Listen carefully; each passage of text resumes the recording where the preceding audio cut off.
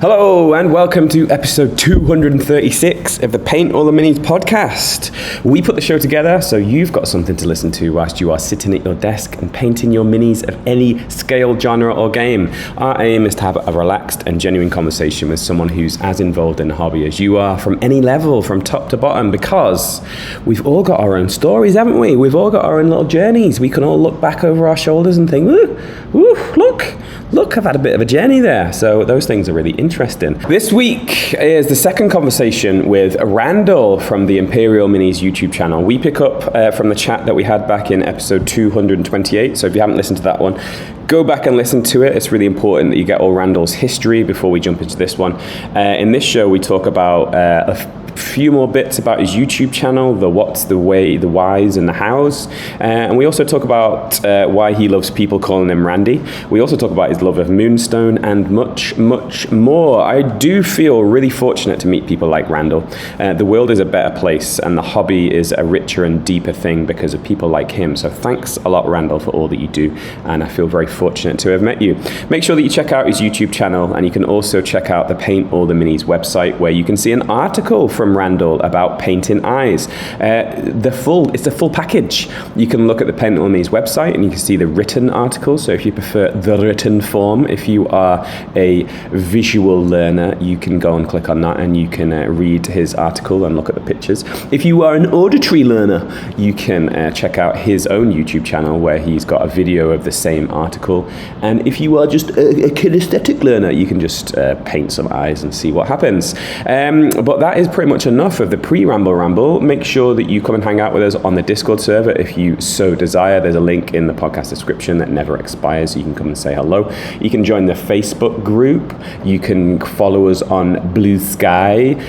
You can email me, paintalltheminis@gmail.com, and make sure you give us a hello. Wave your hanky at us from 50 yards away and yell cooey, metaphorically. Because it's always nice to know that someone's around. It's good to see the podcast back going weekly, trying to slowly creep ahead. I think I'm about 6 weeks ahead now.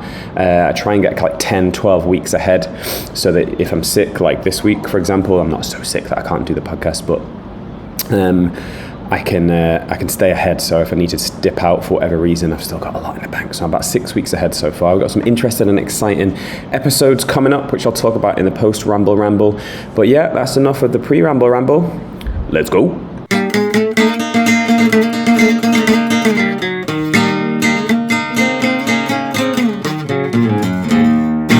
Paint all the minis. Paint all the minis that you can. And when you paint your minis, listen to that podcast with Dan Adams, that is.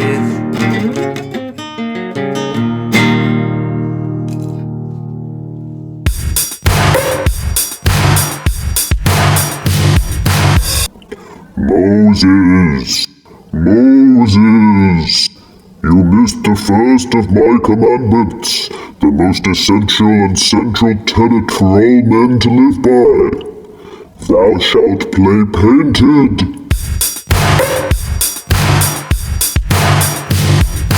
So hey, I am here once again with Randall from Imperial Minis YouTube. How's it going, Randall? Hey Dan, good to be back. Nice. Randy? Is Randall like shortened to Randy, or is that a different name entirely? It is, but it's been a lifelong bugaboo of mine when people assume to call me Randy, so I prefer Randall. Yeah, okay. Yeah, out of the best of intentions, just to be familiar, like, oh, hey, Randy, and then I grit my teeth and like, hi, how are you? Have you ever had a nickname? No, I don't think so. Yeah, I just, my parents named me Randall. That was their intent, and I don't want to deviate from that, so I'll just stick with that. It's very competitive war game, that, isn't it? That's the intent. We're going to stick with that. My intent is to be out of long range of your crossbows. That's cool, man. If you could choose a nickname, maybe especially if you're a kid as well, I think it could get your kind of like 12-year-old self involved in this one. If you were to have a nickname and choose a nickname, what would you have always wanted your nickname to be? Huh. Yeah, I've never even thought of it. No? Not even what I in a want my playground, you know? It's like, no, never at all. Big guy? I don't think so. I'm reaching deep here, and I'm not finding anything. Nothing coming out, no? I've never been a nickname guy. So Having lived in the States, it was funny because I kind of got the whole American nickname things, and the American nicknames, generally speaking, were quite positive. Like I said, big guy, ace, you know, top, you know, like lots of positive nicknames. But the nicknames in the UK are pretty just like derogatory, but not too derogatory, like soft lad. So in the US, it was like ace or top guy, you know, like a big man. Whereas in the UK, it's like soft lad. So it's like tends to be like slightly derogatory. Similar. Okay, go on. Yeah, like similar in like my wife's family. My wife's family is Hispanic, and a lot of Hispanic nicknames are like derogatory. You know, like they'll point out like the most unflattering thing about yourself. Like my wife's mom, she'll call our daughter Gorda, which means fat. You know? Okay, so that's nice. like, hey, it's fat. It's not that bad in England, but okay, yeah. I know they'll call somebody like their nickname will be Ears because they have big ears. Yeah. That's in English then. Yeah. Or if they're really tall, you call them Tiny. You know, where's Tiny? Yeah. I got a mate at work that his name's Troy, so I call him Helen. That's quite a good one. I quite like that one. But I accidentally called it him in a big meeting the other week, and he just like he stared at me for quite a long time, and he didn't particularly like it. That's cool. Anyway, we got someone just came in. So this is a podcast that we're doing live on the Discord. So Dan's just come in. How's it going, Dan? Say hello to us before you meet yourself off, man. Hello to us. Nice.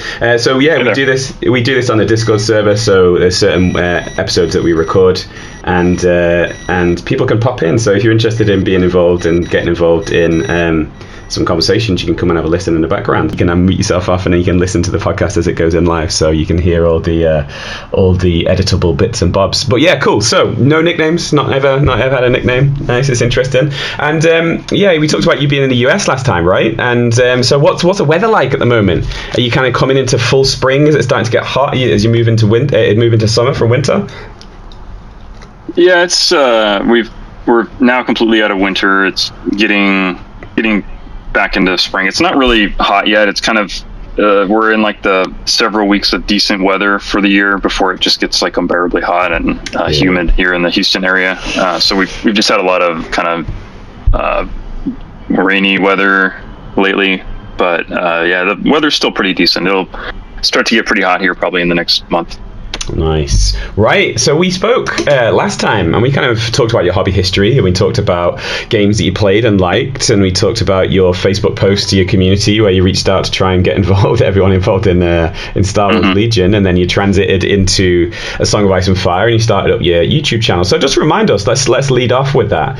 So what was the main motivator for creating a YouTube channel and wanting to not only play and have fun, but also potentially create content for people to get involved with too? It's something I thought about doing for a while. When I was playing Star Wars Legion, it was something I had kind of kicked around the idea of, but at the time there were plenty of other content creators in the Song of Ice and Fire, or in the Star Wars Legion community, I guess, or I saw the community's needs kind of being met, I guess, by the content that was out there. And then when I switched over to playing A Song of Ice and Fire, there was kind of a similar thing. I thought about doing content, but I didn't really see like a gap in the community that really needed to be filled. But I guess then about I don't know, maybe 6 months or so after I started playing, there kind of seemed to be a lull in content for a few months in the Song of Ice and Fire community, and I thought maybe now's a good opportunity just to keep things going, because if there's no content for a game, or very little content, or less content, and people notice there's less content, some people start to ask, oh, well, is the game dying? What's going on with the game? And content is really the way that you get players to play the game. If there's no local community that's playing the game, people will connect to a game by the content they see on YouTube or elsewhere. So I just decided one day, today's going to be the day. I'm going to take the leap, and I set up a game with a local guy, and I just went to the store and really just had no equipment at all. I just set my cell phone up on a box across the table from us and just let the camera roll. And looking back, it was a terrible battle report, but it was the first step, into a wider world. Yeah. And from there, you just kind of take baby steps and build on your format and build on you just your learn, right? You learn stuff. Yeah, you learn like a hobby on within a hobby, your technical. Right? Yeah, exactly. That's cool, man. So that's awesome. So, did you think about how far are you thinking ahead with it? Are you just thinking of I want to put out a video a month, I want to make sure that I rotate through battle reports and different things, or are you just responding to how you feel on any one given week or month?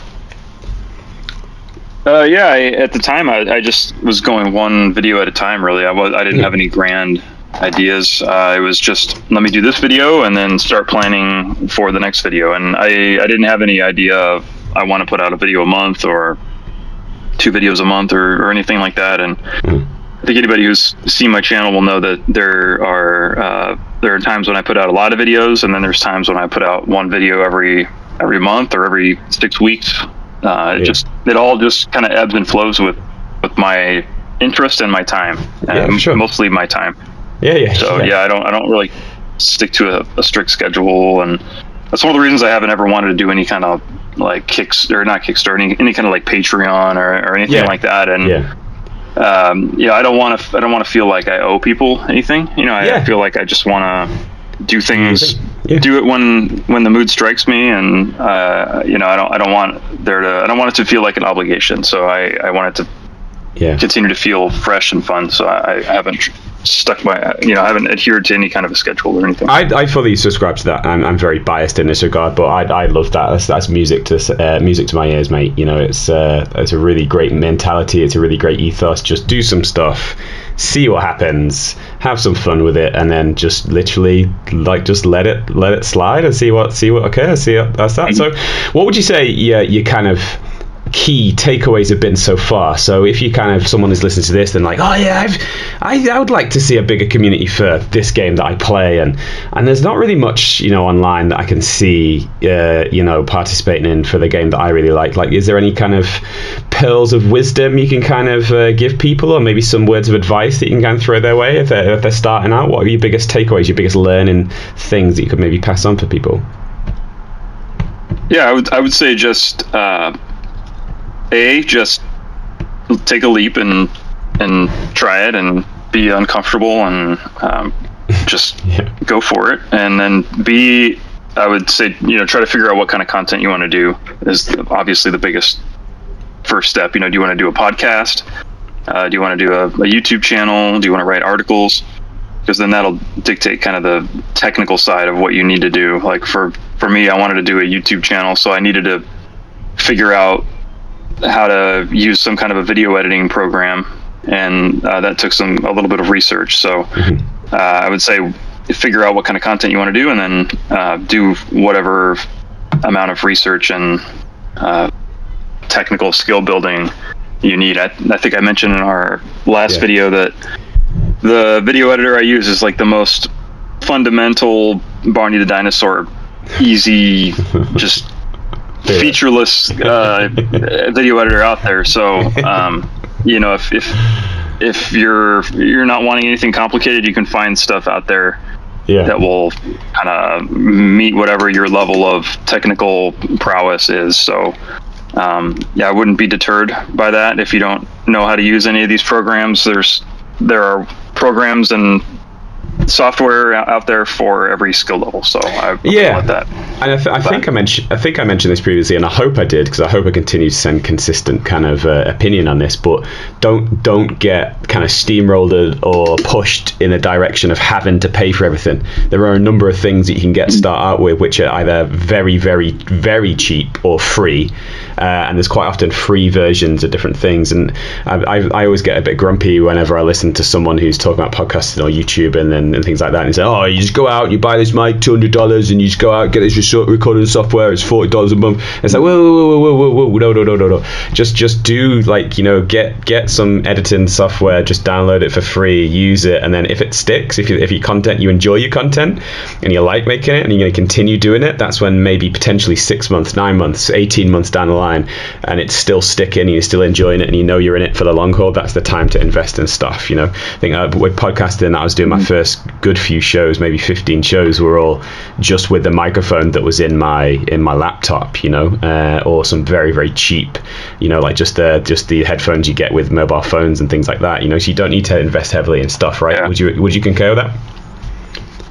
Yeah, for sure. I think the first thing I bought after my first battle report was a set of lapel mics, just so that you could actually hear the audio, because like I said I set the phone up on the table across the way from me, so all the voice audio is super faint, and it's all just kind of mixed into this melange of ambient store audio of people talking and shouting, and then the music in the background from the store. So first thing I picked up was just like a $15 or $20 set of Bluetooth lapel mics, and besides that, I think all I bought for over a year was like another $20 or $30 tripod to just put my camera phone on, and that was it. So my kind of all-in expenses for the first probably 18 months or so was maybe $100 of lapel mics, tripod, and then I found this video editor that I liked and paid a $25 or $30 fee to have a perpetual license for the software, and that was it. And my expenses beyond that have still been relatively few. Yeah, that's cool, man. So, like, how do you kind of plan it all out? You know, do you have set ideas of the things you want to achieve with a battle report? Do you kind of just play each battle report as a separate individual entity, or do your battle reports tend to have the same kind of, you know, themes that they go through, the same things that we can kind of rely on in terms of format and structure? And how did you figure it out? How did you figure the structure out? Yeah. So the format of my battle reports has kind of changed over time. I used to just have it be, I push the camera, I turn on the camera, and we play a game, and that's it.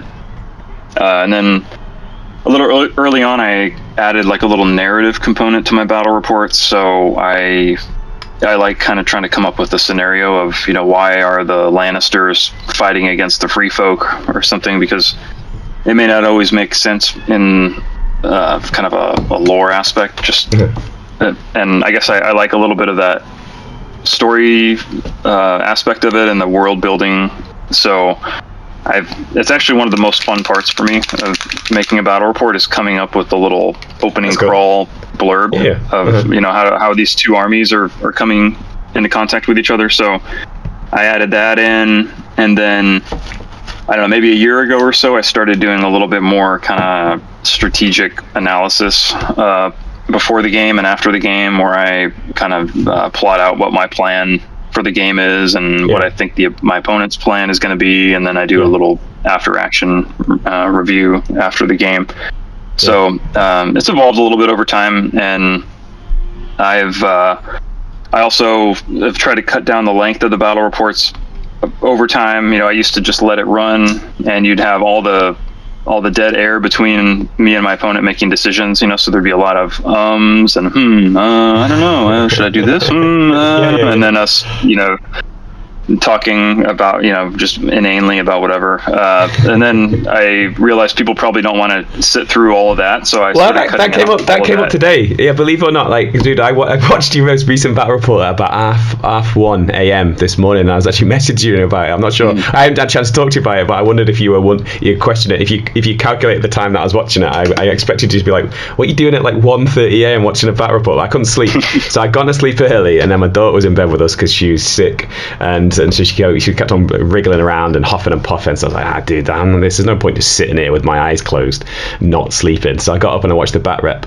But yeah, you mentioned that at the start. You mentioned you were trying to crunch it down. But I think also maybe, I don't know how much of a hassle it would be, but I think like the uncut version might be something that people want, you know, because if people maybe can't get to the game store, maybe they missed that whole thing. Does that kind of make sense? So maybe you could just put like the uncut, unabridged version up, if that's not too much hassle, so that, you know, if someone's maybe, I don't know, got a broken leg or just literally cannot go to the game store and they really missed that ambient game experience. I think there was one that I was listening to where you were playing, and it was either someone came and asked your co-player or asked someone close to you, it was like, hey Jared, you want some pizza, Jared? And I was in the background. I thought it was really cool because it was like, kind of, this is the stuff that actually happens in a game store, and I kind of miss that from the American experience. So do you think that might happen, or do you think nah, I much prefer the cut down version?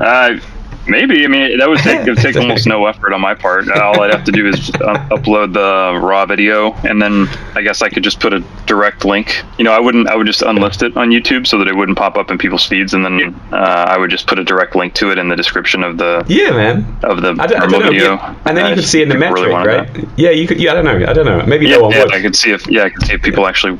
If people were actually watching it. But yeah, I remember early on people, I would have a comment or two of people saying something to that effect of, you know, I really like this because it's, you know, I can't get out to the game store right now, but, you know, this, you know, your camera angle and everything, it feels like I'm just standing right there at the table with you guys. So I think there is like people that would maybe find some value in that. Because when I was in the US playing in game stores over there, people would come to the game store just to paint. So they would have no interest in playing, but they'd just come and sit at one of the tables close to wherever we were playing or whatever, and they'd just be painting, and they'd just be like it was a bat rep, you know, they would just be sitting there. Right? Does that kind of make sense? I don't know. Yeah. But that's cool, man. That's interesting. So you mentioned there about how, you know, you've invested slowly, steadily, and modestly in the setup. Do you have any inspiration? Is there any other YouTubers that you want to call out, maybe that you've watched and you appreciate, or is it all you and all your own brain? No, you know, in everything I do in this hobby, I stand on the shoulders of people who've done a much better job than I have, or people who've done things before me. So, you know, in my painting style, everything I know from painting, I've learned from other people. And the same thing goes in my YouTube channel. So I know when I first started off in the miniatures wargaming hobby, some of the first YouTubers that I saw were, I would say the first YouTuber I really started watching religiously, I would say, would be the War Corgi YouTube channel for Star Wars Legion. And I think his YouTube channel really inspired me to maybe want to do a channel of my own, because his level of technological, I would say, I don't know, his level of expertise, effort seems about the same as mine. You know, he has the camera, he seems to have like his audio set up decently well, and he does kind of just as much editing as he needs to do to get across the story or the content that he wants to show, but he doesn't go overboard with it. He doesn't have a bunch of bells and whistles, and it's all just about the game and about the players at the moment, you know, in the moment. So I'd say his channel was a big inspiration early on. And then in the A Song of Ice and Fire community specifically, I'd say the Sunday Slaughter channel was a big inspiration for me early on. I could never hope to have my channel be as sophisticated as some of the early Sunday Slaughter battle reports. So, you know, they were just top class, and I don't know if any channel has ever really achieved the same level that the early Sunday Slaughter battle reports have reached. But I think part of that is the founder of that channel, who did the early battle reports. He was like a videographer in his professional life, I think. So he had a lot of those skills. But and then, you know, just the way that my channel has evolved, you know, I mentioned I've cut out a lot of the dead air. I've now also kind of moved to doing a lot of voiceover of the action rather than having us talking about what we're doing on camera. I don't know. I think some people like it. Some people maybe prefer it the old way, but I've kind of embraced a little bit of the newer shortened format of battle reports that some of the other channels have been doing recently. Just to name a few, like the Under the Hedge gaming channel, the Broken Banners gaming YouTube channel for A Song of Ice and Fire. So some of those guys, they do voiceover battle reports. I think probably for more experienced players, they prefer those types of battle reports because they don't necessarily need to, or they may not be interested in watching a 2-hour battle report where you're getting all of that, the banter. They just want to know. Yeah. They just want to know the play-by-play, the blow-by-blow action. So I've been kind of doing that style. Happened out of necessity actually, because a few battle reports ago, my audio completely died about 20 minutes into a game. So all I could hear was my opponent's audio when I was editing. So I had to kind of out of necessity do a voiceover for that battle report, and I've just done it for the subsequent several battle reports, and it takes happens, a ton of extra work. But that happens, right? I remember it happened to me in a podcast once that I only recorded my guest's audio, and I think I called it out at the start of the show. I think it might have been Andy Chambers, maybe. I don't know. It's like a big guy. I think it was like Andy Chambers, XGW, was like really, really big figure. And I was devastated when I went back and started editing it, and I was like, "There's only 50% of the audio," and it was terrible, man. I think I actually called it out in a pre-show and kind of said, sorry, Andy, but yeah, that's cool. But also, that kind of, that those kind of little errors, they're creative, and you go in different directions with it and things like that, man. That's really cool. So how's it going in generally? Like, how are your feelings of it? Because it's a couple of years. Is that right now? A couple of years that you've been going? Is that right? Yeah, it's been about 2.5 years. I think my first battle report was in maybe July of 2022, so maybe about 2.5 years now. So how do you feel about it? You don't seem to be a person that's bothered too much about metrics or figures or comments and that kind of stuff. So what's your general feeling like about it all?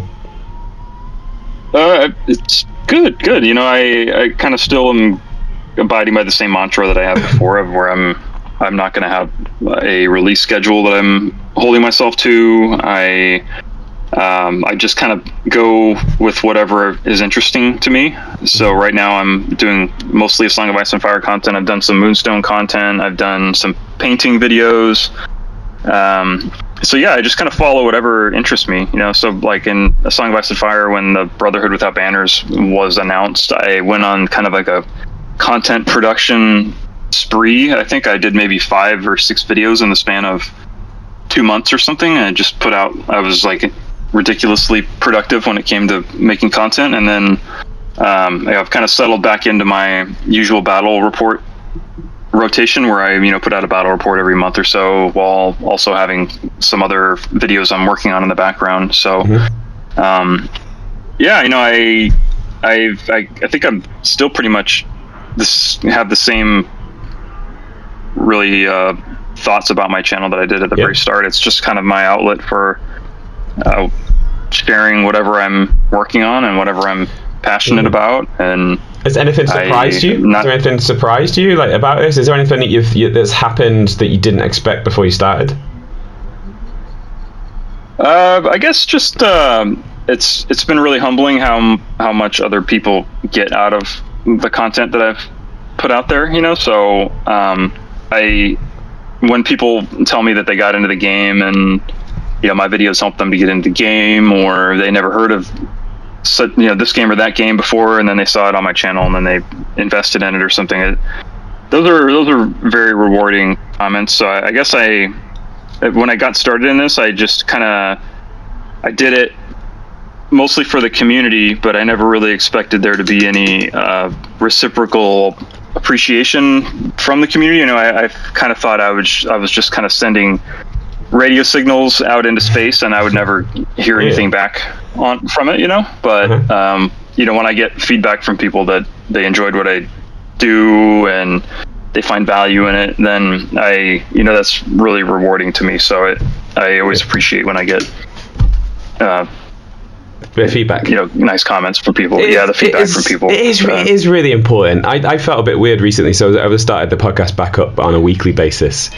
I kind of spoke to my wife a little bit about it, and I was like, she was like, because we talked it out, because I wasn't really recording so many, keeping it ticking over in the background, and she said like, I was like, I'm thinking about doing some more, and thinking about going back weekly, and she was like, okay, cool, talk to me about why. And so I told her about why, and she's like, but what, and also it doesn't seem like you're sure, so what's stopping you? And I kind of explained a few things that were stopping me, and then she said, and what would like help you to keep going with stuff? And I was like, and I was like that, and I was like, it's just nice to know that someone's there, right? Even if it's just one guy, right? Even if it's just just it doesn't matter. But it's nice to know that someone is there. But then I'm always torn, because I don't want to seem like I'm kind of looking for someone to pat me on top of the head or fishing for comments or all that sort of stuff. But it is just nice to know that does make it all worthwhile. And sometimes people throw that out and say, hey, give a comment, and it really does mean a lot. But it genuinely actually does. When someone, you can't force it, but there's so many times in my life that I always try and do this now for sure.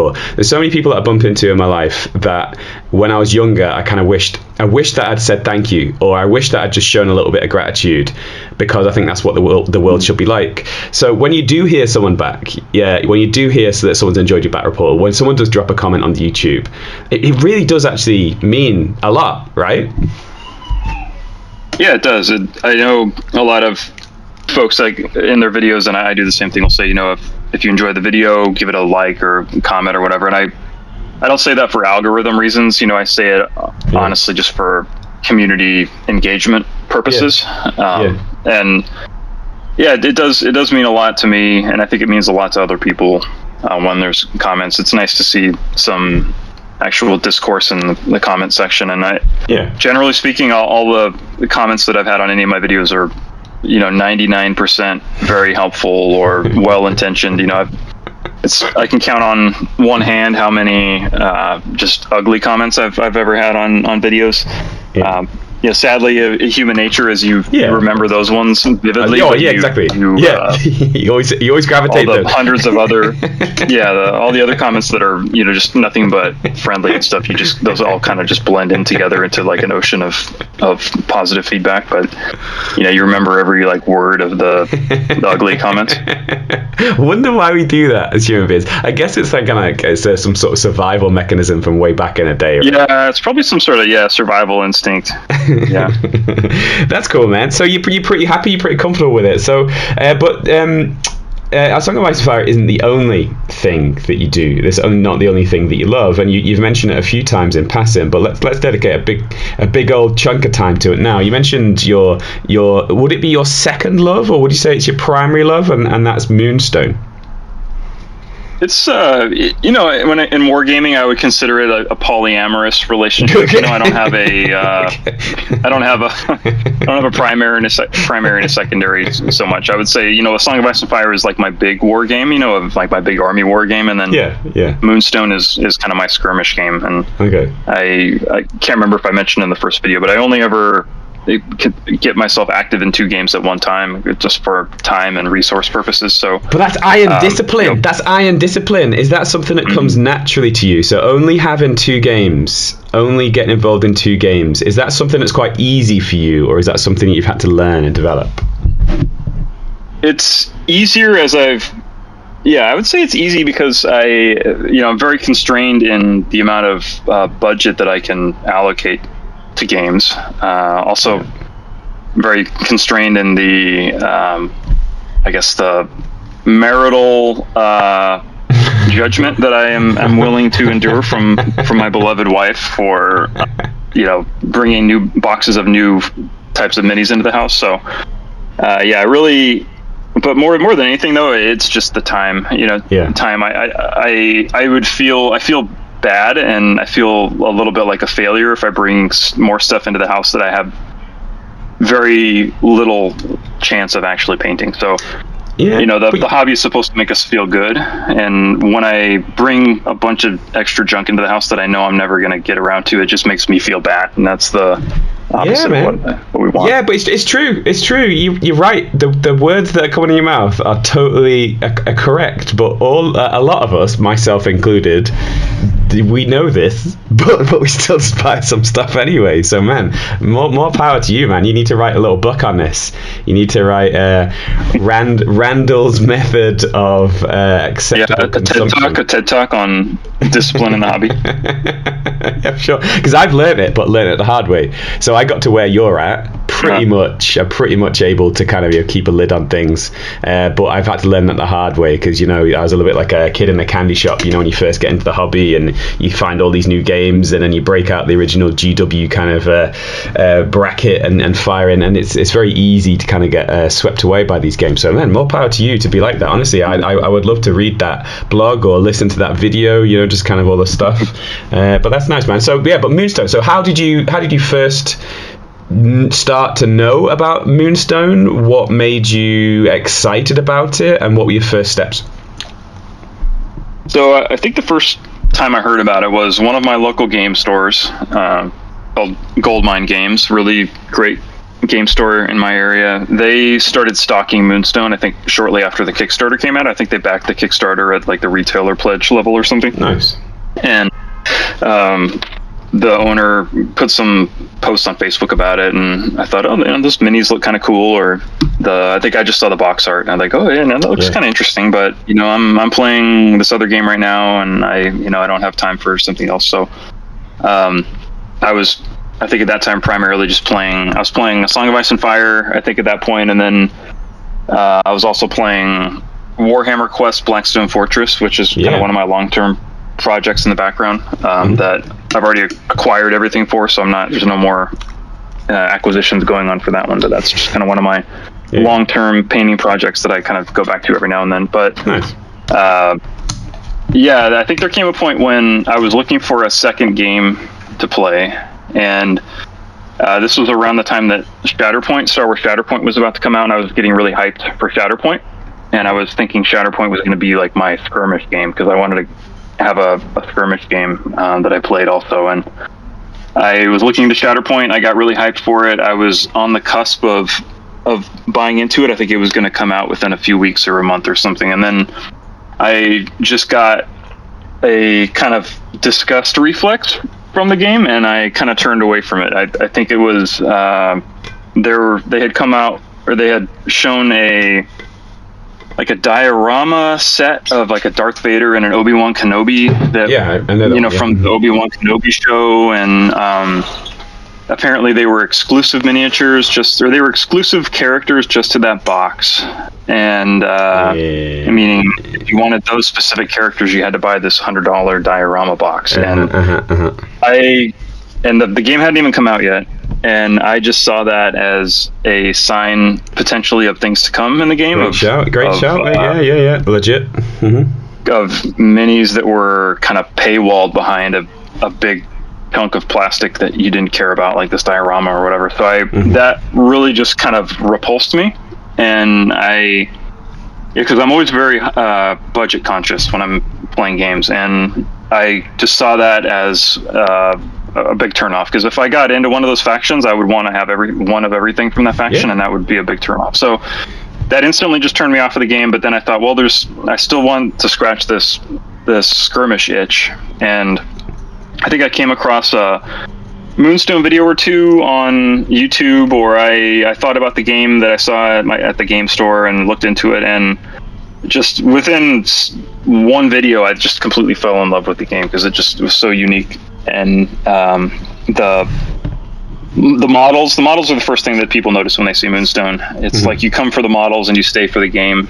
And the models were just absolutely gorgeous. There's nothing comparable, I don't think, in anywhere else in this hobby. They all ooze this. It's kind of cliched now. The whimsical fantasy. That's how everybody describes the game. But it's really the best way to describe it. This kind of whimsical fantasy vibe. It has this Jim Henson-esque Dark Crystal Labyrinth kind of style to it. And the game itself is just amazing. The mechanics of the game, once you see it in action, there's really just nothing like it. The bluffing mechanic, the diceless combat. Yeah. Let's just pause it there for going back, because just your view on Shatterpoint there, and it's really important to note that if you play Shatterpoint, you love Shatterpoint, no drama, no problem with that. But I got similar feelings to you about that. I think for me I was playing Star Wars Legion at the time. I still have Star Wars Legion stuff, but I've not been playing it so much over the last year or so. But there was no crossover. Like, what turned me off from Shatterpoint and made me not get involved in it was that I had a Darth Vader mini, I had a Luke Skywalker mini, but hey, guess what? You can't use that. There's no because I kind of thought, hey, it'd be great to have like a couple of different sculpts for Luke Skywalker maybe that I could use in Star Wars Legion and Shatterpoint. And they were like, no, and they purposely made the models look very, very different, and I didn't really like that, to be honest. And I totally understand why, and I'm not saying that I'm anyone and should change anyone's opinion, but I was really disappointed with that, especially with recently the Tactics skirmish game from A Song of Ice and Fire, that all the minis that come out in the Tactics game are able to be ported across to the tabletop game, and I really do appreciate that. So I feel that, and I wonder if they reflect on that. And hopefully it's madly successful, and everyone loves it, and it's great, and they just say, hey, what a great decision it was to have that Obi-Wan and Darth Vader box. But I do wonder if someone maybe questioned that in a meeting, and I do wonder maybe if that would change moving forwards. But that's cool, man. So Moonstone, you saw it in a shop that was kind of like, in your local store. It was they backed the retail pledge level. You'd kind of like seen it winking at you from across the store. You'd kind of been involved in the art. So what was your first game? Did you buy it and then play, or was it like a demo introductory game that you played in a store? I think I just bought it and played it, and I think this was still at the point when anybody that listened to my last video knows that I got into the hobby playing with a friend of mine who at the time I was in the Army Reserve with, or had just gotten out of the Army Reserve, and he was still in, and he was a friend of mine who I realized I never mentioned his name in the last video, but his name is Trent. So shout out to Trent. He's like, hey, Randy, what you doing to me, man? Why aren't you calling me out in the show? Does he know that you're on the show? Or did you mention it to him? Yeah. I told him about the last show. I sent him a link because I figured I talked about him enough that I should send him a link. So I sent him a link. I said, hey, I realized after recording that I never mentioned your name, but you left me. You left me for another city, so you're dead to me. You're dead to me anyway, so you don't deserve to have your name mentioned. Fair enough. But I think he and I got into the game. It's never been difficult for me to convince him to get into playing some new cool game, much to his wife's displeasure. I think so. I think I mentioned in the last game we were codependent enablers of each other when it came to gaming, and I think a lot of folks probably have a wargaming friend like that. But I showed him the minis and kind of gave him the elevator pitch on the mechanics of the game, and then he got really excited about it. So then the two of us, whenever he would come into town for his Army Reserve duty, we would play a game or two. And I think the whole time that we played the game, we played the game maybe over 6 months or so of him coming into town every month or every couple of months. And I don't think I won a single game of Moonstone against him, if I remember correctly. Still to this date, I don't think I've won a game of Moonstone against him. Because he's so good, but I haven't so played bad, or both? 6 or 9 months. Oh, a combination. Yeah, a combination. I think I get a little bit lost in the desire to shed blood on the table. He plays a little bit more wisely and more objective focused. I think I get a little bit lost in the bloodlust, and that's a problem I have on any of the games I play, I think. Yeah, it is hard, that, innit, to break out of that. I had that today in the game that I played. It was like I think I lost by a couple of points, and I think it could have been a tie if I had just took the objective points and sat there and twiddled my thumbs and kind of taken it. But I was like, no, I'm here to do some stuff. Let's see what stuff happens. Yeah. So how much did you know about the gameplay before you played your first game? Did you go into it completely blind, or did you diligently look at bat reps before you began? Yeah, I do a lot of research before I jump into a game or before I play a game. So I had watched as many videos as there were to watch at that point. I had watched all the backlog of any any of the channels that were producing battle report content. I think there were a couple of channels at the time that were putting stuff out for Moonstone, and I watched a ton of them. So I went into my first game already feeling pretty comfortable with the rules. So for people that don't know about Moonstone, that haven't heard of it until you've just brought it up to them, talk to us about some of the things that you like the most and some of the things that might be very different from other games that people currently play. Yeah, so it's a skirmish game. That's nothing new. But each side has a troop of 6 miniatures.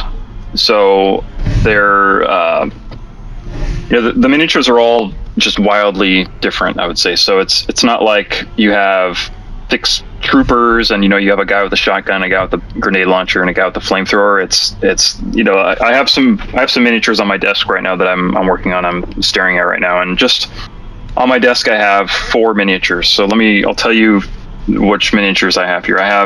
They're all from the Leshavult faction, which is like the nature faction of woodland creatures and other kind of things. So I have a human who's riding a giant elk, and he is a cultist of this nature god, and he's got a big spear in his hand.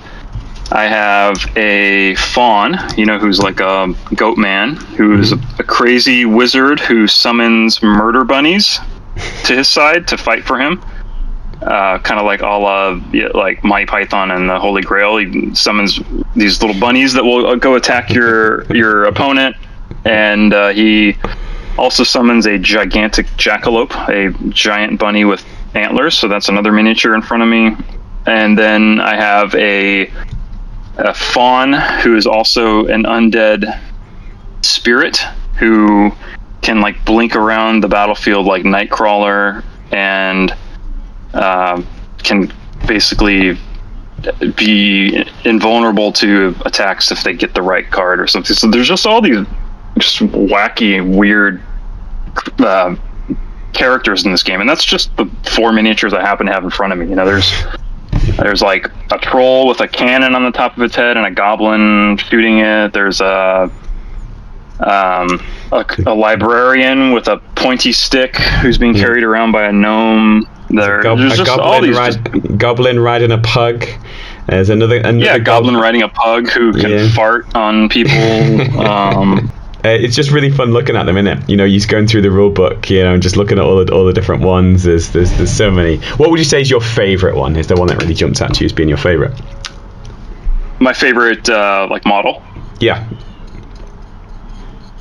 I would say it has to be the big troll with a cannon on his head. I would say from a gameplay perspective, and just because it kind of fits my gameplay style. I said I always choose violence, and I get a little lost sometimes when there's too many mechanics to juggle. So the troll with his name's Ribald, which I think is a name for a type of cannon, if I'm not mistaken. Mm-hmm. He's a big troll with a cannon on top of his head and a little goblin operating the cannon, and he doesn't have a ton of abilities that you have to worry about. Even though I did do a YouTube video on him, I think I did like a 25 or 30-minute video just on how to use him. But he shoots big cannonballs at stuff. He walks. He can take a bunch of abuse, and he has brass knuckles that he can bludgeon people with, and that's about it. Keep it simple. It's always good. Keeping it simple is good. There you go. Do you think it's because are you like that in real life, or are you the opposite to that in real life? So is it like you continue in what you do in real life on the tabletop, or you're living out the world on the tabletop that you don't get to do at home?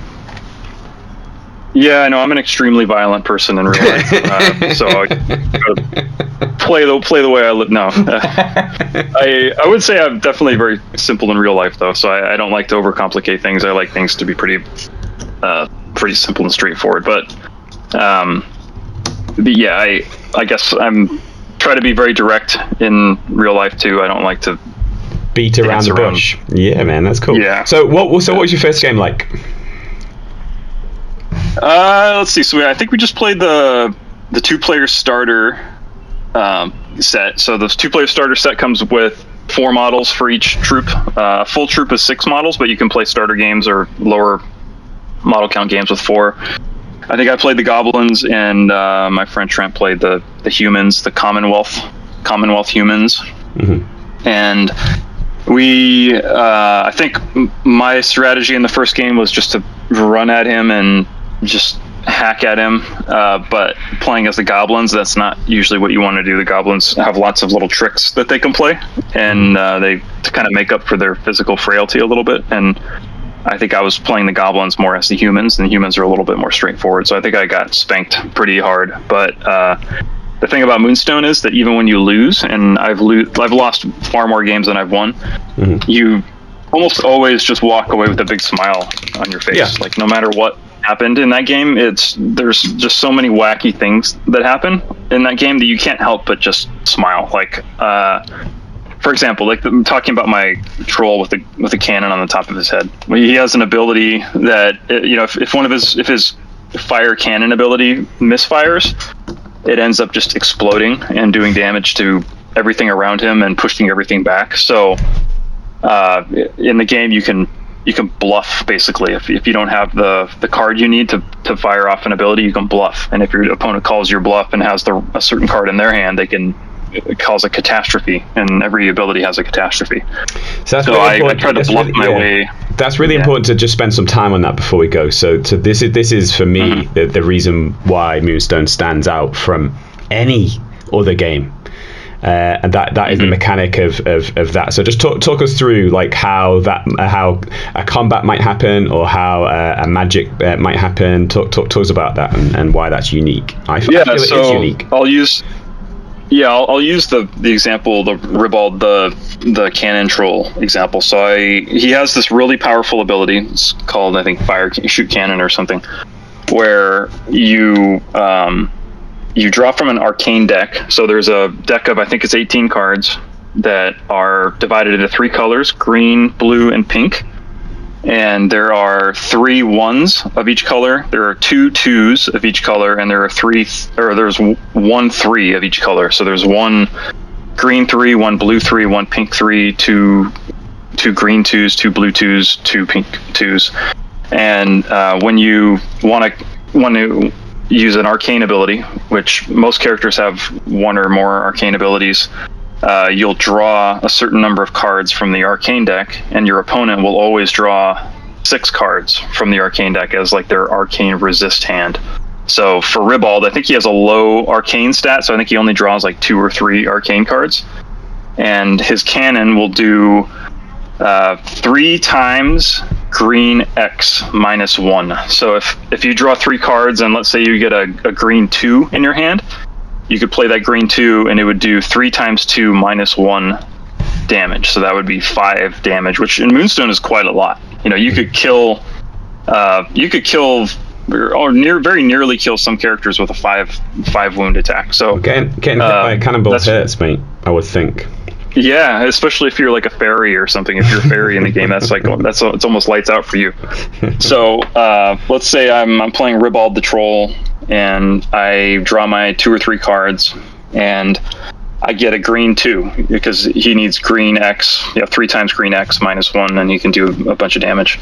But his arcane stat is pretty low, so chances of me getting a really good card are not high. But Moonstone has a bluffing mechanic in it, so my opponent drew 6 cards, and that gives my opponent a little bit of intelligence on what I may or may not have in my hand. So there's a little bit of a kind of card counting aspect to it. He can look at his hand, and he can see, oh, you know what, in my arcane resist hand, I have a green 1, I got the green 3 in my hand, and I have a green 2. So that means that my opponent, who's trying to shoot this cannonball at me, in the entire deck, there's only 2 more green 1s, there's 1 green 2, and there's no way he has a green 3 because I'm looking at it right now.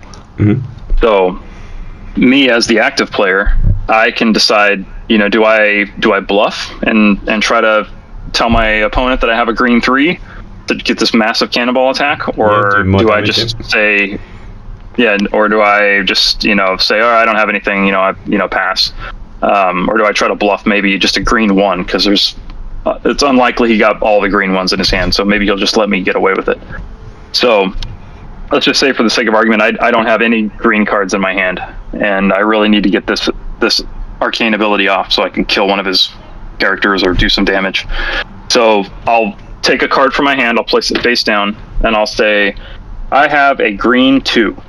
So my opponent looks at his hand, he sees he has one of the green 2s in his hand. So it's possible that I have one of the green 2s, but it's maybe a little bit unlikely that I have one of the green 2s. So he's going to think about, well, if I let him have it, I'm going to take 5 damage potentially to one of my characters.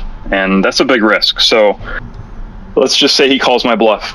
Now in Moonstone, if you call your opponent's bluff and they were telling the truth, then they get to repeat that ability at no cost. So there is a bit of a risk involved in you as the resisting player calling someone's bluff, because if you call their bluff and they were telling the truth, then you set yourself up to just get attacked again.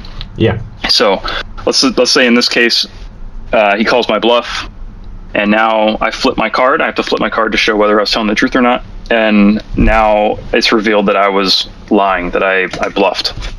Now in my opponent, he has the option now to play what's called a catastrophe card. So if he didn't have a catastrophe card, the result would be my ability just doesn't go off. So it just fizzles out, doesn't go off. But if he plays a catastrophe card, which there are 3 catastrophe cards in the arcane deck, if he got one of them, he could now put that catastrophe card down on the table, and it would trigger whatever the catastrophe effect is on my arcane ability. So every arcane ability on a character's card has a catastrophe effect, and usually it's, character suffers a few wounds, but a lot of times there's other kind of interesting or creative catastrophes. And in the case of Ribald the Troll, the catastrophe effect is, I don't have it in front of me, but I think off the top of my head it's this character suffers 3 magical damage, all other characters around it suffer 3 magical damage, and they're all moved back 1 inch or something like that. So essentially the cannon explodes when a catastrophe happens, and everything around him suffers damage and is pushed back. Now, in certain situations, that could actually be a pretty good effect for you. If you run Ribald up the table, get him in the midst of all your opponent's minis, you may want to play a catastrophe on yourself. You could play catastrophe on yourself as your card, and then blow up your opponent's entire army. But in the case of me playing Ribald with one of my friends, it was early in the game. I was still moving up with my entire goblin troop and just throwing cannonballs downrange at my opponent as we kind of closed the distance with each other. So he catastrophes me, and I have like 3 or 4 of my minis in range of Ribald the Troll. So I just nuke my entire front line and send my goblins, in complete disarray as I did 3 damage to all of them. So that's so cool, man. It's cool, isn't it? And what I love about that a lot, and why I love Moonstone so much, is because you're not playing the game, you're playing your friend. Does that make sense? And when I've played Moonstone, Moonstone has shined. It's shone when I play the same person again and again, because I don't know how typical I am, but I honestly went in my first 3 games and I was like, I'm just going to play this straight. I'm just going to be honest. I'm just going to be honest. I'm not going to bullshit it, for want of a better word. I'm just going to be honest. So I built up that currency of I'm always honest with my arcane deck, right? So that when I really needed it and I wanted it at a certain clutch point in a game down the line, I got it because I'd built up all that work in the previous games.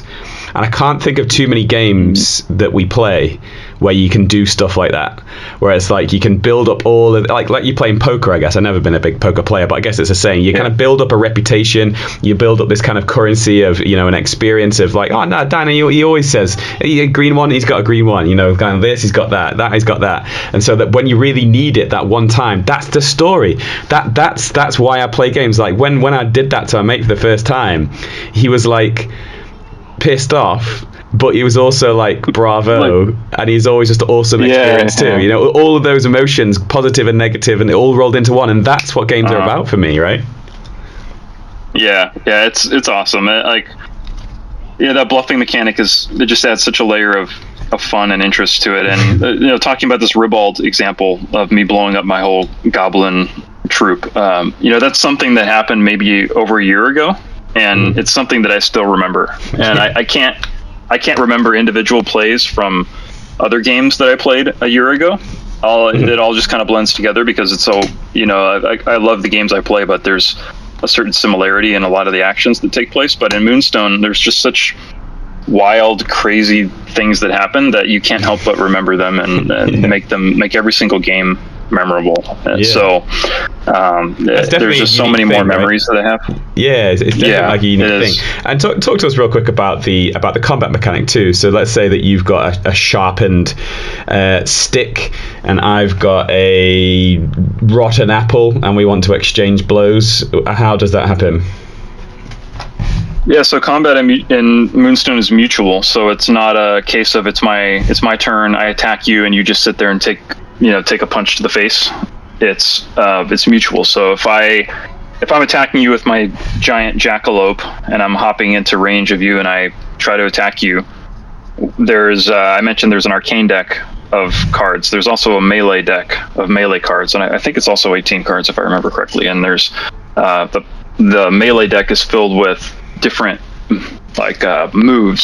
So there's a thrust card, there's a falling swing card, there's a couple of different defensive cards, and these are cards that you have a melee stat on your character. So your character may have a melee stat of 3, let's say. And if I'm the jackalope, I can't remember what the jackalope's melee stat is, but let's say it's 3, and I attack your goblin with my jackalope. As the attacker, you get 2 extra cards because you're kind of have the initiative a little bit, or you're the one that's attacking, so you get a couple of extra cards. So let's say I draw 5 cards off the top of the melee deck, and then my opponent draws however many cards they have as their melee stat. Let's say the goblin is a melee of 3, so he draws 3 cards. And there's a little bit of a similar mechanic with the arcane deck, that you know which cards you have, so you also have an idea of which cards your opponent doesn't have. And every character has a signature move. So each of these melee cards do a certain amount of damage relative to what your opponent plays.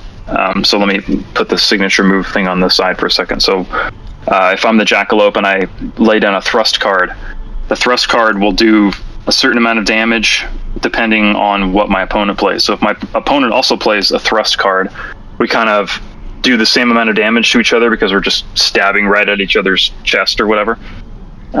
So each melee card will say this card deals X damage and suffers X damage, and it'll show you how much damage you deal and suffer for each other type of melee card that your opponent plays. So there's kind of this mutual combat that happens, and then every character has a signature move that converts off of a certain melee card. So like the jackalope's signature move might trigger off of a rising attack or something, and it becomes a different type of attack that maybe has some kind of end step effect. Like going back to the Ribald example, his signature, I think it triggers off of a low guard attack. So low guard is typically a defensive attack. It's either a low guard or high guard, I can't remember, but it's a defensive thing that basically is designed to have you suffer no wounds potentially.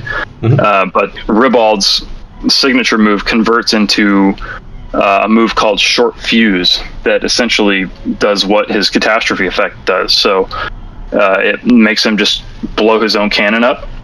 So if somebody attacks you as Ribald, and you're Ribald and you're defending, you can, or even if you're attacking, you can convert your melee attack into you just detonating yourself and blowing up everybody around you. So it's really cool. Yeah, it's cool, isn't it? It's good because, like you said, it happens at the same time, and so you can be very conservative, and you can kind of play like a defensive card and maybe limit damage, or maybe not take any. There's times where I played it where you both play defensive type cards, and you just get the idea that everyone's just kind of like super wary. But I think, again, I'm not going to say it's realistic, because it's it's a fantasy skirmish game with these random stones. Yeah, exactly right. But what I like about it is that, again, there's times where I've been looking at my cards and looking to have a fight, and I'm not just looking at the cards I'm looking at the person I'm playing. I'm looking at the person I'm playing, and I'm seeing what they're doing, what their eyes doing, what their eyebrows doing, how shifty are they looking, how happy are they looking, and that forms the basis of what I choose to do. So I'm not just looking at my cards, I'm not just rolling a dice. There's nothing wrong with rolling a dice to attack. I'm not picking on any games, but I really like how I'm playing. I just find in Moonstone quite a lot of time I feel like I'm playing the person.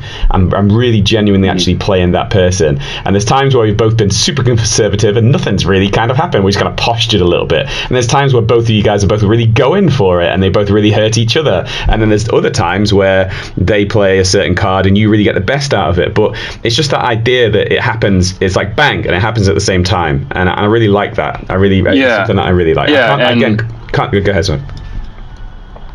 Yeah, and like in the melee example case, it's like I mentioned, you're not just punching the other guy in the face and then he punches you in the face on his turn. He might get the best of you. You go in there to attack him. Yeah. And I like to think of the example. Maybe it's a little obscure of an example, but there's a movie in the 80s or 90s called The Naked Gun.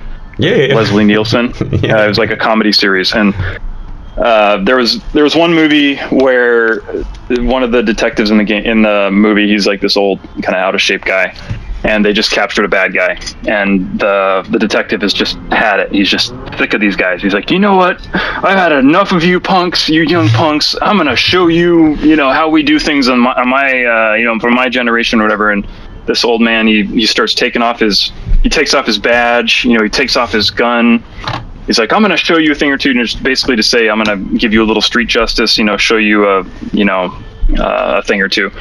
And then you start hearing punching, boom, boom, boom, boom, and then you see all the other characters in the, you don't see the fight itself happening, but you see the reaction of the other police officers, and they're all like wincing, and they're like, oh man, this is brutal. And then after a few seconds, you hear the Leslie Nielsen say, all right, pick him up, get him up.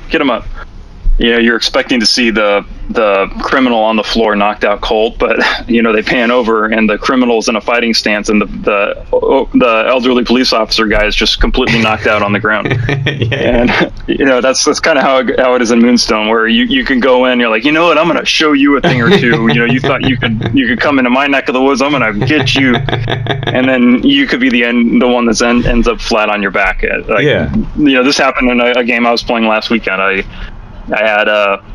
was actually playing with the giant elk with the knight on his back, and my opponent charged into my elk guy with his bunny summoning fawn, and he's like, you know what? My card says I get all this extra attack for every bunny that's near me and every animal that's near me. I'm going to bring the weight of the force of the forest against you, and I'm gonna take you down, because he, in his mind, he thought, if all the stars align, I'm gonna do an extra 5 damage to you. I'm gonna bring you down. Yeah. He runs into me, doesn't get any of the cards he wants, and my character just basically pokes him right in the face with his spear and just knocks him flat on his back. And so it's you just have stuff like this happen in the game, and like you said, it can come down to, do you want to play conservatively, do you want to go kind of YOLO,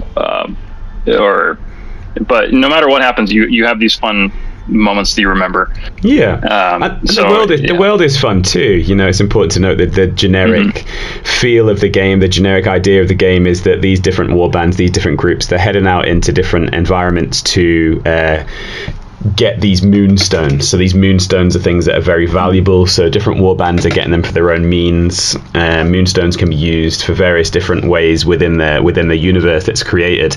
Some are collecting them for themselves, some are collecting them to sell to other people, some are collecting them for reasons unknown, and that's another good thing about the game, is that the lore is always evolving and developing and things like that. So it is possible to be very conservative, because the aim of the game is to get as many of these moonstones as you can and get out of dodge as quick as you can, and that gives you a lot of victory points, right?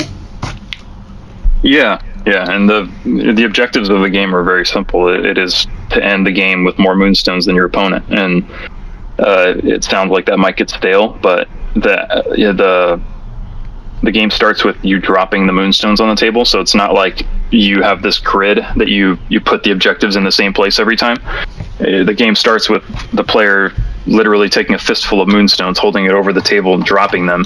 And wherever they land is wherever they land. You know, each player gets a mulligan. You can re-drop them, but every game is different because the moonstones drop in random places. The moonstones drop the moonstones are D4 dice, so whichever number is facing up is the depth of the moonstone and the effort that it takes to dig that moonstone up. And after you drop the moonstones, you'll roll to just determine who gets to pick which side of the table they want to go on. So there's strategy involved in that because that'll determine which moonstones are closer to people. So the state of the board is just it's different every single game, and the fights that happen are going to take place in different parts of the table. Different parts of the table are going to be more significant between one game or the other game, and it's a very simple premise for the game, but every single game I've played has been just wildly different. And how do people in your area respond to that? Because it's a very different dynamic to many of the established games that we play. A lot of the games that we play are very serious. A lot of the games that we play are quite dark, not particularly nice, not nice settings, but this is, not the exact opposite, but in certain scales, it's the exact opposite. So has it got a community around you, and do people like it? Have you ever kind of tried it with somebody and they go, no, this is just silly, it seems like a silly game? Like, how people are responded to around you?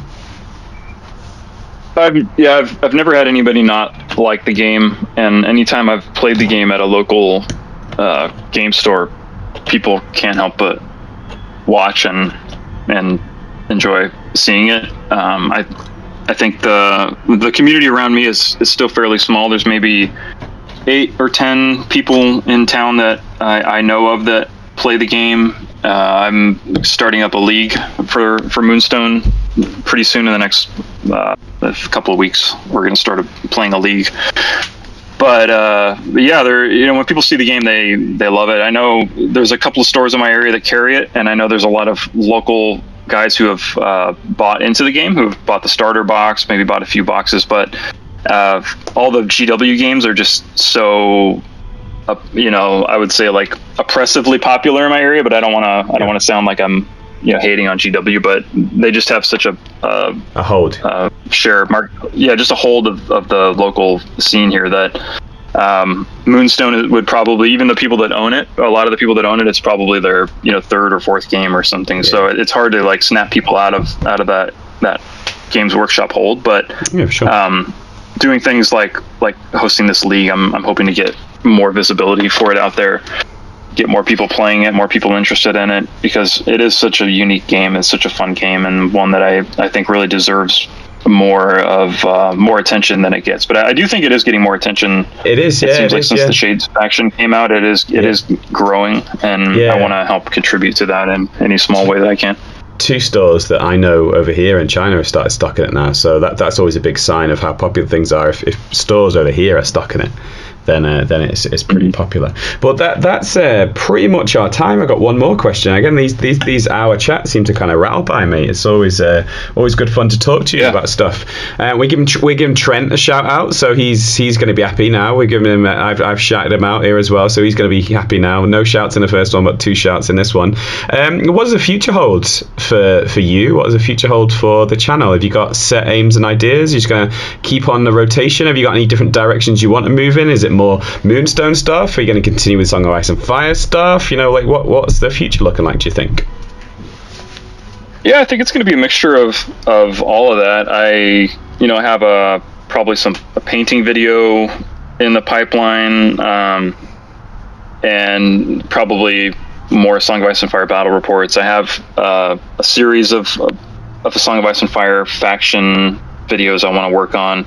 I do also want to get back to Moonstone content. There's I was doing some Moonstone box reviews that were really fun to do, where I would just take a box, like a Moonstone box, where a Moonstone unit box that usually comes with 3 characters, which is half of a troop. Or for larger models, it'll be 1 big model in a box, and I'll just do kind of a deep dive on that model and that character. And viewing metrics wise, those videos are never as popular as my Song of Ice and Fire videos, because I think most people that subscribe to my channel did so for a Song of Ice and Fire. So when they see stuff that doesn't match really with their interest. They just kind of ignore it. So, but like I said, I'm not really interested so much in the views as I am in just making stuff that I'm interested in. So I always found making Moonstone videos very fun and rewarding. So I think I'm going to do some more of those in the near future. And just whatever tickles my fancy, really. I don't want to have a set schedule or a set rotation. I just kind of do whatever I find interesting, because if I'm not interested in it, I'm not going to do it. I'm not going to work on it. I am really just here to do what I find enjoyable. It's really, so it shouldn't be. It really shouldn't be. But it's really refreshing to hear you say that, mate. And I wish everyone would say the same thing. I try to. You kind of get sidetracked different times, but that ethos of making stuff is what we all should be saying. And I do get kind of bone weary a lot of the time when people say, "Oh, you get it's good for the algorithm." It's like, no, stop being a slave to this thing. Just do what you're gonna do and enjoy what you're gonna do. And that's when things are at the best, when you're doing the stuff that you love and I'm doing the stuff that I love and this guy down the street doing the thing he loves, no matter what that is, whether it's not just playing a game, it doesn't need to be making content, but when people are doing the stuff that they really love, that's when everything shines and that's when everything's great. So it's really refreshing for you to say that, and it's really great that and just shout that as loud as you can and as far and wide as you can. But like I said, that's all we got time for, mate. That's a shame. So you're just starting your weekend, right? You're just starting your weekend. It's Saturday morning, early o'clock for you once again. So what are you going to do this weekend? You got anything exciting planned? Let's see. Got to take my car into the shop this morning. Oh, exciting, mate. And then later this morning, we've got a baseball game for my son, grocery shopping. Cool. So really just your typical run-of-the-mill suburban weekend over here. What sort of a sport dad are you? Are you the quiet, just let the kids get on, or are you the kind of sport dad? No, I'm definitely just the quiet, let the kids do their thing, applaud for the kids, cheer them all on. Yeah, there's some guys that get way too serious. There was a guy on my son's team who, even if his son has a really good play, he finds some reason to criticize his kid as his kid is crossing home plate. He's like, "Hey, you could have had more hustle. You could have had more hustle." Yeah, okay. I just want to. It makes me feel bad for the kid, but every major league player probably had a dad like that. So I guess that's probably what it takes to reach the heights of your sport. But yeah, have you ever had any? These are 6-year-olds we're talking about. Yeah, the other 6-year-old. Yeah, have you ever had a situation where you feel like you've had to step in at Pee-wee sports? No, not yet. There was a time almost where I almost had to step in a couple of years ago, where and this was. Mind you, this a couple of years ago, my oldest son was like 4 years old, and there was a dad like on the other team who was counting how many strikes our team had suffered at the plate or something, and he felt that our batter should have been out or something, and that was T-ball. Okay, you put the ball on a tee and the kids hit the ball, and these are 4-year-olds. They can barely even walk. They can't run. Their helmet weighs half as much as their body weight. And this guy wanders out on the field like, "Oh, that kid should be out. That kid should be out." Blah blah blah. He wanders out on the field, and thankfully there were some other the coaches of my son's team kind of intercepted the guy, but it's just you see some of the ugly behavior in people, really in any environment when there's something competitive going on. It kind of brings out the worst in some people. It does. But yeah, thankfully no blows have been exchanged, no bleachers have been cleared, there haven't been anything like that. Any Gatorade thrown on anyone. Well, that's cool, man. Well, no. all the best with that, and I hope that he has a great game. I hope that he's an enjoyable game, and I hope he has a successful game, and it's something that he enjoys. And are you studious with that? Do you keep score and keep track of things? I know that people go watch baseball, sometimes they love the score counting, right? The scorecard. Do you like that, or do you kind of you just sit and chill? No, I just want the kids to have a fun, safe time and learn team spirit and good sportsmanship. I tell my son I don't care if he wins. I just want him to try as hard as he can and to be a good team player and a good sport. And that's all I care about. Because they're not going to remember winning this game or winning that game, but it's all just about building him into being a better better young man and hopefully a good man someday. So that I just wanted to learn the important lessons. Awesome. Well, thanks a lot for your time, mate. Really appreciate it, and I'm sure we'll speak again in the future. But looking forward to some Moonstone, looking forward to some painting, looking forward to some more Song of Ice via back reps. So yeah, take it easy, and we'll speak to you again in the future. Thanks, Dan.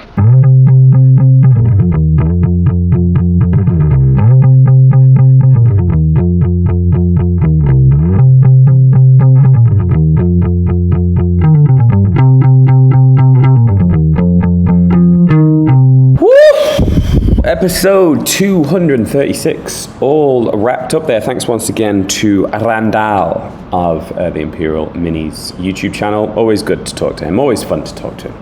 Trent got a little mention in there as well. He'll be happy. I'm not sure if Trent is a post-Ramble Rambler, but he'll be happy. Imagine that. Imagine your best gaming buddy being on a podcast talking about you, not naming, checking it. Oh, how dare you? How dare this happen? How can this be allowed to happen? So I'm glad we rectified that situation. I guess it happens. It happens. Happens to all of us, eh? It's never intentional.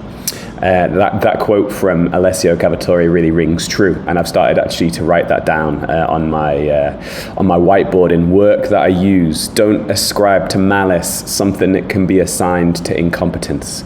So I'm not saying that Randall's being incompetent there, but sometimes we forget stuff. Sometimes we don't intend something to happen or not happen. That's usually not malice. It's usually just a bit forgetful, innit? But anyway, what has been going on? No, not what's been going on. Let's talk about the Randall stuff a little bit more. Always good. Moonstone. This is the first of 2 Moonstone heavy episodes. Next week, Mr. Tom Greenway of Goblin King Games, the gentleman that created Moonstone, is on. And that's always a good chat. That's always a fun time. So we talked to Tom about what's happened in Moonstone since its last serious Kickstarter, the kind of second Kickstarter that introduced Leshavult and terrain bits and pieces. We kind of talk about what's been happening. And from there, we talked about Salute, which is a big UK... I wouldn't say it's a game convention. It's not really a game convention. Salute, it's like a big trade show that happened on the 11th or 12th of April, that weekend anyway. So we talk about that. And yeah, I think that's it for that episode, really. If there's something that I didn't ask that you would have liked to ask Randall, please let me know. He's kicking around on our Discord server. He's pretty active on our Discord server. So if you've got any specific questions for Randall, you can kind of come onto the Discord server and you can ask him. If you're interested in making your own YouTube channel, it might be a good idea. You can pick his brain. Not literally. Yeah, cool. Hobby week this week. It's been a boring hobby week. I have been doing a lot of hobby, but you're at that phase in a batch paint where you're kind of doing a lot of stuff, but it's not really showing. So I painted a lot of buckles, a lot of belts, a lot of scabbards this week. A lot of sword holders. That's been interesting. A lot of boots. Yeah, so I'm doing all the kind of the less interesting parts of 3 units for my Song of Ice and Fire guys. Thanks to David. He sent me an email during the week, and he was interested in seeing some of the Baratheons that have been painted. So if you're a post-Rambler, David, I hope you enjoyed the pictures that I sent you of my minis. I didn't send him any other types of pictures. I know you dirty individuals would be thinking certain things, but I sent him a bunch of pictures that he could enjoy. He could take himself off to the bathroom at work and enjoy the pictures that I sent to him. But come and hang out on the Discord, David. If you're a post-Rambler, you can see not only those pictures and other pictures, but pictures from so many other people.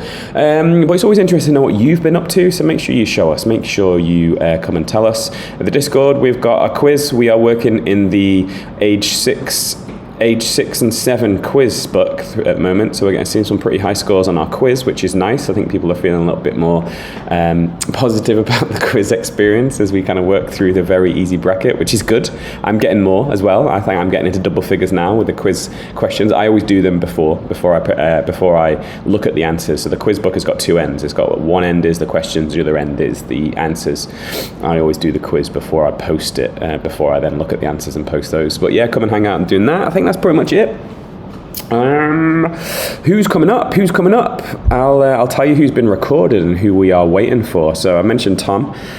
He is recorded, ready to go on April 25th. Graham Davey is signed, sealed, not quite delivered. May the 2nd, Graham Davey of Grey for Now Games is recorded. He's ready to go. Most notably, Test of Honor, 0 to 100 hours, and coming up, Guards of Traitor's Toll is coming up. I'm excited about that. It's this. You're in that difficult phase with Guards of Traitor's Toll. I want to play it, I want to get excited about it, but I've also got a number of different games, so I'm stuck between a rock and a hard place. So he is coming up. Mr. Colin Stone, the finance director of Warlord Games, is coming up on May the 9th, and Mr. John Dawson, a fellow nerd who I just recorded yesterday night, he is coming up on May 16th. Mr. Will Raymond Daltrey, he is coming up later in May. He is the author of Forbidden Psalm, and The Last War, and a lot of creepy skirmish games and RPGs and stuff like that, so it's really, really cool. Mr. Andy Hobday of War Games Atlantic, now of War Games Atlantic, is coming up. Mr. Forrest Harris of Knuckle Duster, he's coming up. Sonic Sledgehammer YouTube channel, so Mr. Sonic Sledgehammer to you, he's coming up also. And then a couple of other different people. We've got someone coming on talking about why they love space weirdos, and a couple of other fellow nerds that are lined up. So it's an interesting kind of April, May into June coming up. So if you're a post-ramble, you're kind of in with it, you're down with it, you kind of know what's coming ahead. If you've got any ideas for guests, if you've got anybody that you think would be a really good person to talk to, let me know. It doesn't need to be anyone big, you know. It could just be a fellow nerd that's got an interesting insight into different things. Really struggling to get the ladies onto the show. Like I need to reflect on why, you know, because there's obviously a certain amount of it is me, but I've probably invited 7 ladies over the last kind of few weeks onto the show, and yeah, not really getting much positive response, you know, which is no criticism, but if you've got a lady hobbyist, you know, if you've got somebody that you know who's female that, you know, makes minis or makes games or anything like that, you know, put in a good word for us, because I'd like to believe that I'm approachable. I'd like to think that I'm pretty laid back. I'd like to think that I can chat to anybody, regardless of their ethnic background or gender or age or anything like that. I'd like to think that, but yeah, I'm really struggling, to be honest, and I wanted to kind of open that up in a post-ramble to be like, I'm trying, because a couple of people in the past have said why I don't have more female guests, and a couple of females have said why I don't have more female guests. My wife has said, why don't you have more female guests? But I am trying. I'm not going to call anybody out in this, because I don't want to seem like kind of like it's them. It's not them. It's me, probably. You know, some people are just busy. I get that, but I do regularly send out invites to ladies within the hobby, and I very rarely just get completely ignored, which is okay. I'm not being critical of that, but I would like to speak to more ladies. But yeah, I don't know. Maybe I need to reflect on my shtick and my style. And if you are a lady that listens to the show and you think that I can do something better to, you know, and be more inviting and more welcoming, you know, let me know, because I'd like to get the full aspect of our hobby from all the people that are involved in any way, shape or form. So yeah, if you've noticed something that I need to do a little bit better, please let me know. But I think that's enough for the post-ramble. I hope that you have a great weekend as we head into the weekend of April 18th. Let us know what you're up to. Check in with us, make sure you're okay, make sure you check in with some friends. We have a Yo Mental Health section on the Discord channel, and it's really important to note that we all need to connect with each other. So if you've had a relationship with people and you've not heard from them for a while, for whatever reason, you know, reach out to them, send them a text message, give them a phone call, you know, send them an email and just say, hey man, I'm thinking of you, hope you're okay, hope everything's okay, because, you know, you never know what's happening with different people, and you could be the ray of sunlight that comes into their life, just to let someone know that you're thinking of them, not in that way, and all that kind of stuff. So anyway, that's enough of the post-ramble. That's all I got. Looking forward to next week's show already, and until next time we're together, cooey!